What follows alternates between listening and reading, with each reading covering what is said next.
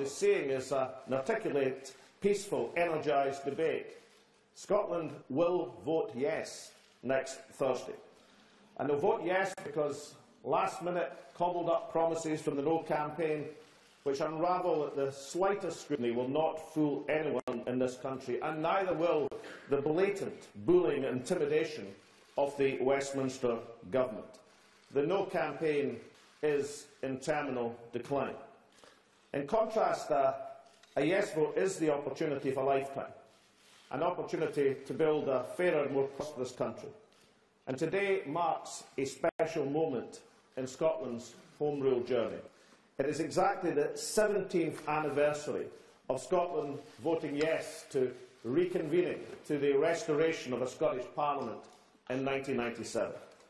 You've just heard from Canon Kenyon Wright, a man known across the political spectrum as the architect of devolution, hugely respected across the political spectrum.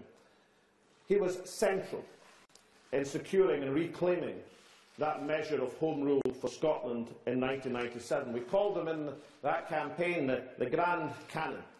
And I noticed today he has lost none of the wit and the rigour with which he pursued the case for a Parliament for so long. But he, like so many others of our fellow citizens, is now convinced of the urgent need for Scotland to complete that Home Rule journey to independence by voting yes. In the last 17 years, Scotland has become a better country. And these are the actions not of one political party, but the actions of an entire Scottish Parliament. Removing tuition fees, abolishing care costs for the elderly, making prescriptions free, creating jobs and opportunities, and defending our public national health service. In creating what is becoming a celebration of democracy, it is Scotland's people, Scotland's communities, not the politicians, who are reinvigorating and transforming the entire political process. The participation, the enthusiasm, the meetings, the discussions, the debate has been truly remarkable. It is a process of national empowerment. As a country, we are rediscovering self-confidence. As a nation, we are finding our voice. Our message to the people of Scotland is this: for the first time in Scottish history, on 18th September, we, the people, hold our destiny in our own hands.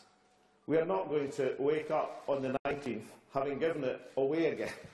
We shall wake up instead knowing we did the right thing for this, but above all for future generations.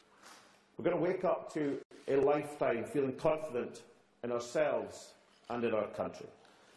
We have absolutely no intention of allowing the Westminster elite to tell us we are not capable of making a success of this wealthy country.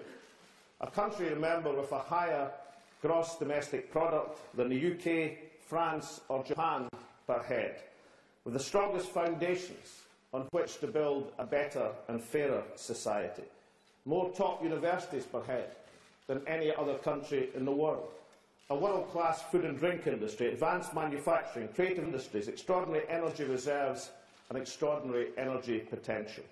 That is a wonderful starting point for any new nation. But what matters most to this Yes campaign is what we do with that wealth, how we share it, how we invest it, how we use it. The issue as we enter the last week of this campaign is not therefore whether Scotland is wealthy enough to be an independent country. The great issue is why so many of our fellow citizens don't benefit from that wealth. And the most fundamental point of all is this one. A yes vote next Thursday is not the end of something. It's the beginning of something really special. We will succeed, not because we have a wealth of natural resources, important though they are. We will succeed as we maintain and build on the energy, the participation and the involvement of the people that we have seen in this campaign. I want to see us use that energy, that confidence we feel, to carry Scotland to greater heights in the months and years beyond September the 18th. The sense of purpose coursing through Scottish life is unmistakable. For the first time ever, Scots now believe that this can happen, indeed this will happen. And with that sense of belief, of confidence, of opportunity, we can get to work making our lives and those of our families immeasurably better. We shall not go back to accepting a future where up to 100,000 additional children will be put into poverty. We're not going to go back to a country where people feel their views don't count and they get governments in election after election that Scotland did not vote for, where we spend billions on Trident missiles but say we don't have enough to expand childcare, where the massive potential of so many Scots is wasted, where decisions are made remotely and against the will of the Scottish people. We are not going back to all of that. For many people, the answer to the question of whether Scotland should be an independent country has often been yes, but. Now that we have this opportunity of a lifetime to put Scotland's future into Scotland's hands, more and more people are no longer saying that. They are saying instead yes, because. Yes, because we'll have the job-creating powers we need to build that more prosperous country. Yes, because we'll have control over our budget to protect our public national health service. Yes, because we absolutely must use all of the talents of the people of Scotland. A yes vote is about building something better. It is the growing acceptance across virtually every community in Scotland that no one, absolutely no one, is better placed to govern Scotland than the people here ourselves. No one cares more about this country, and no one will do a better job of governing this country than the people of Scotland. No one understands the aspirations of the people more. And once that central proposition is accepted, a yes vote next week becomes an irresistible movement. Not because we'll inherit the day after independence a land of milk and honey, not because we see that Scotland should have a special or privileged position in the world, and certainly not because we believe we are better than any other nation, but because we believe we are no worse than any other nation. Of course, there shall be big challenges. What we win on the 18th is a chance to do better, to take control, make our own mistakes, and then to mould our own successes. The reason that Scotland will vote yes is because the majority of Scots look around and know that we can do better. Scots will gain a guarantee that the UKIP Tory referendum, which threatens to take us out of the European Union, the greatest single risk to Scottish jobs and prosperity, will be off the table. I believe, unlike Mr Cameron, in the rights of citizens to enjoy the protection of things like the European Convention on Human Rights. This is guaranteed in an independent Scotland. I believe in the rights and protections given to workers across Scotland by the European Union, in the need for collective action on climate change, and the solidarity of nations standing together in the face of conflict. I believe, unlike Mr Cameron, in positive engagement with the rest of Europe, rather than public schoolboy politics and island isolationism. I don't have to pretend to speak the language of the people. This Yes campaign embraces the people in campaigning. With independence, the European Union will gain a positive force for international cooperation, because this referendum is simply the start of a new chapter for Scotland in the world. I referred earlier to the contrast between the campaigns, that is to say, the contrast between the empowerment message of the Yes campaign and what I described as the blatant intimidation of the Westminster parties. We had a spectacular example of that yesterday evening. The Royal Bank of Scotland, in a notice to markets at 7 o'clock this morning, revealed they had a contingency for potentially re-domiciling their head office, that is the registered office of their brass plaque. This information was obviously market sensitive, but it was briefed by a Treasury source to the BBC yesterday evening. A totally extraordinary development in the campaign. There can be no greater difficulty for anyone in government to be caught briefing market-sensitive information, and I'll be writing to the Cabinet Secretary later today to ask for an immediate investigation as to who in the Treasury was briefing such information. What is interesting, I think, in terms of this story is two things. Firstly, of course, the letter to staff of the Royal Bank of Scotland this morning from Ross McEwen. And let me read the key paragraph. It is my view as Chief Executive that any decision to move our registered headquarters would have no impact on everyday banking services used by our customers in Scotland and the rest of the British Isles. This is a technical procedure regarding the location of our registered head office. Based on our current strategy and business plan, it is not our intention to move operations or jobs. Of course, the Lloyd Bank, who made a similar announcement yesterday, by definition cannot move their headquarters to London, given that their headquarters is in 25 Gresham Street in London, where it's been for many years.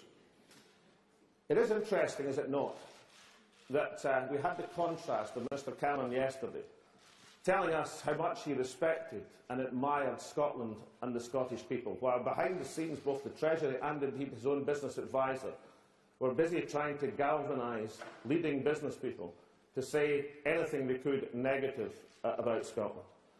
But to actually have fired this gun, have fired this Mons Meg, the great gun in Edinburgh Castle at the Scottish people, and then to find it so spectacularly blowing up in their face as a result of the investigation which will now have to take place into the leaking of the information and, of course, the assertion that this has no effect on operations or job, is yet another spectacular blunder from the No campaign. The contrast between the two campaigns is evident. We look forward to this referendum as the start of a new chapter for Scotland. A nation of 5 million people does not need the largest, most expensive arsenal of nuclear weapons in Europe in order to be influential. But it does need a government more committed to our global partners, to the United Nations, to fighting poverty and disease abroad with the same passion that we fight it in Scotland. Scotland is ready to join the family of nations on equal terms. Ladies and gentlemen, as the Yes campaign has demonstrated, this is not about the SNP, the Tory party, me, David Cameron, or any individual. It's about the central proposition of who we trust most to govern this country. The last 2 weeks have been the most momentous in Scottish democratic history. The Yes vote has multiplied. Momentum on the ground has crystallised into commitment from undecided voters and many, many voters who previously intended to vote no. They have realised the historic opportunity before us, and all has changed. The story of the last weeks, as Anna explained earlier, has been of many tens of thousands of traditional Labour voters realising that the Yes vote is their best prospect of building a socially just Scotland, of families deciding that the future of their children is best secured in an independent country where we can make our own choices on childcare and jobs and welfare, of pensioners recognising that their pensions are totally secure with dependents and know that they are free, therefore, to give to their grandchildren the greatest legacy of all, opportunity. And when the No campaign was asked for a vision of the future of Scotland, what did they offer? Little more than a rehash of policies announced months ago, ignored by the voters then, and now as meaningless and incoherent. No guarantee of any specific job-creating powers to be devolved, simply a timetable to have a consultation. The truth is, of course, as Canon Kenyon Wright knows well, that we have been here before. In 1979, Scotland was told, vote no, and more powers would come to Scotland in a real parliament. Instead, we got Margaret Thatcher, deindustrialisation, and the poll tax, the most unfair taxation system of all time. Scotland has no intention of being conned again. This time we know that only a yes vote delivers real opportunity. I'm convinced, as First Minister, that the vision of a positive future for Scotland, which has been taken to all parts of our country and energised conversation by the most impressive grassroots campaign in Scottish political history, is winning the hearts and minds of the people. We have approached this campaign with humility and by respecting the sovereign will of the people of Scotland. The will of the people 1 week from today.